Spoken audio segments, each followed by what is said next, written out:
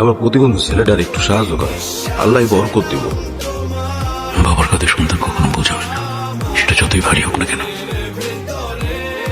ওকে টাকা দিয়ে দে, পুরো বান্ডিলটা দে। আল্লাহ আপনার ভালো করুন স্যার। পাগল হয়েছি আমি অনেক আগেই, হেরে গেছি আজ আমার নিজের কাছে। প্রতি নিঃশ্বাসে নাম তোমার লেখা আমার মনের ভেতরে, পুরো দুনিয়া জ্বালিয়ে দেব, করবো ছারখা আমাকে মাফ করে দিও নিতু, আমাকে মাফ। আমাকে তুমি ক্ষমা করো নিতু। স্যার, স্যার আপনি আমার কাছে ক্ষমা চাইবেন না।